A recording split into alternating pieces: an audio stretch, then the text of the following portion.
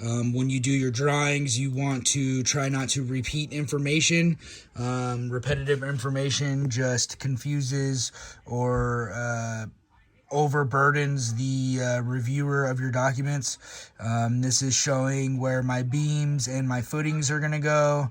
You may be wondering why there's a beam here and a beam here, but because these joists need bearing out here, 1, and 2, this also acts as a stair backer, and this beam here is the support for above that. On the deck is actually an outdoor kitchen. It's got a stainless steel framing with tile and granite countertops. Is kind of heavy, so we went ahead and added an extra beam out there at the edge for extra support. You'll notice that 6x6 cedar posts are typical.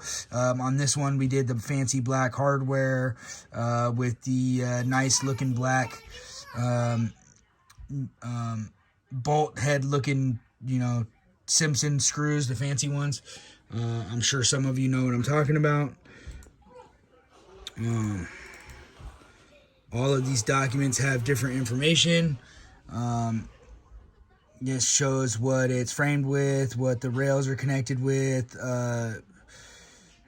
where the landing's going, approximate, etc., etc.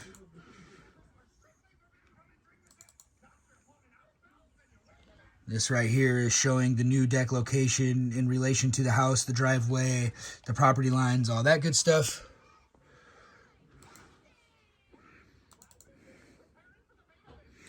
I'm not going to zoom in on this letter, but this is actually a letter that was sent with them in order to remedy the county engineer's request for more information. It wasn't really a big deal. Here's the full site plan, water, drain, direction, where we're keeping the porta potty, the materials, the existing deck that was getting removed, how far the setbacks are from the property lines. All that information is needed, required for us to get permits in our county.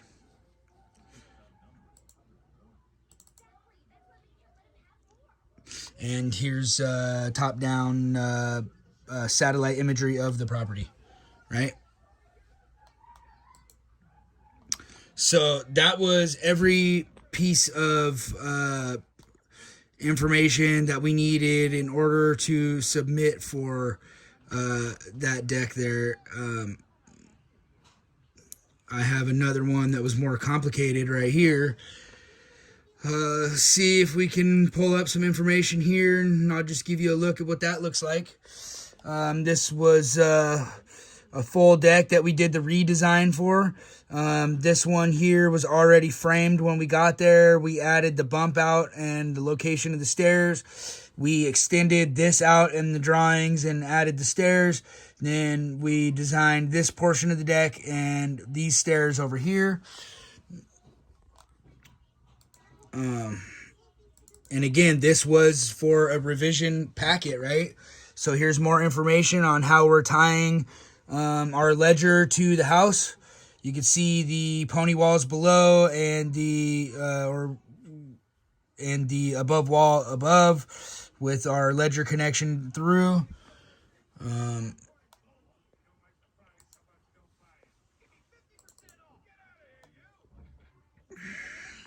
You can see a sketch of what our framing looks like. This is some picture frame backing, stair stringers, all that good stuff. These posts are located here not because of any rail system that we did on this deck, but because those posts are an important object because they go all the way up to the roof above on this pre-existing, pre-engineered new construction home. Here's the elevations. Again, those are those posts. They go all the way to the roof. I didn't have to draw all that, but I did need to draw an elevation to give some information about the railing systems that's being used and the hardware, etc., etc.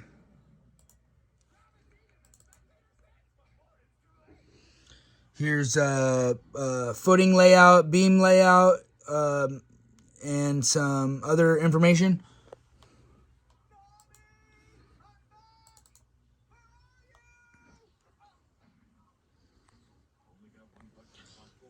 Here's what's showing. I'm showing that this is all going to be cable rail, and I'm showing that this is all going to be glass rail, and I'm showing the rough dimensions. This one was mostly to send to the rail company that does the rail supply.